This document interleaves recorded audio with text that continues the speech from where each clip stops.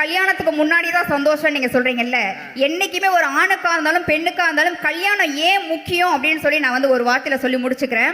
அதாவது இன்னைக்கு நகைச்சுவைக்காக எவ்வளவுதான் சொன்னாலும், போன வாரம் பாத்தீங்கன்னா சீர்காழியில எங்க தாத்தா வீடு இருந்துச்சு, அங்க போயிருந்தேன். அந்த வீட்டுல பாத்தீங்கன்னா எங்க பாட்டி தவறிட்டாங்க. நான் பாத்தீங்கன்னா தாத்தா முன்னாடி உட்காந்து செல்லுல கேம் விளையாண்டுட்டு இருந்தேன். கேம் எல்லா செல்லையும் பாத்தீங்கன்னா டாக்கிங் டாம்னு ஒரு கேம் இருக்கும். அதுல ஒரு பூனைக்குட்டி இருக்கும். நம்ம என்ன சொல்றோமோ திருப்பி சொல்லு. எனக்கு அது ரொம்ப பிடிக்கும். நம்ம காமராஜர் பையன் கூட அதை விளையாண்டுட்டு இருந்தான். நான் விளையாண்டுட்டே இருந்தேன். எங்க தாத்தா என்னை பார்த்து கேட்டாரு, என்னடா ரொம்ப நேரம் செல்லையே பார்த்துக்கிட்டு இருக்க அப்படின்னாரு. கேம் விளையாடுற தாத்தான்னு. எங்க தாத்தாட்ட கொஞ்சம் காட்டுனாரு. தாத்தாட்ட செல்ல கொடுத்துட்டு நான் உள்ள போயிட்டேங்க. திருப்பி வீட்டுக்கு போகணும்னு சொல்லிட்டு கிளம்பும் போது தாத்தாட்ட போய் செல்ல கேட்டேன். தாத்தா செல்லு கொடுங்க தாத்தா, வீட்டுக்கு போகணும்னே. தாத்தா செல்ல கொடுக்க மாட்டேன்ட்டாரு.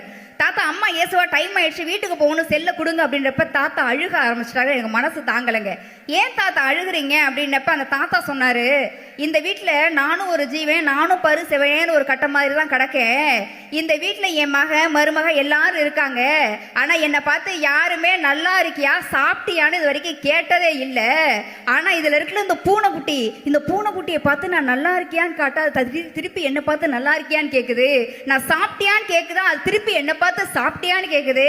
உயிர் இல்லாத அந்த செல்லுல உள்ள பூனைக்குட்டி கூட என்ன நல்லா இருக்கியா சாப்பிட்டியான்னு கேக்குது. ஆனா உயிர் உள்ள என் பிள்ளைங்க, என் மனைவி போனதுக்கு பிறகு என்னை நல்லா இருக்கியா சாப்பிட்டியான்னு கூட கேட்க மாட்டாங்க. என் பொண்டாட்டி உசுரோட இருந்த வரைக்கும் வேலைக்கு என்ன சாப்பிடலாம்னு யோசிச்சேன். இப்ப ஒரு வேளை சாப்பாடு எங்க போய் சாப்பிடலாம் நினைச்சு கலங்குறேன்னு சொல்லிட்டு எங்க தாத்தா சொன்னாருன்னு சொன்னாக்கா, மனைவிங்கிற ஒரு ஜீவன் இருக்கிற வரைக்கும் தாங்க அந்த கடைசி காலத்துல அந்த கணவனுக்கு பாத்தீங்கன்னா ஒருவேளை சோறு கூட பாத்தீங்கன்னா நிம்மதியா கிடக்கும். இன்னைக்கு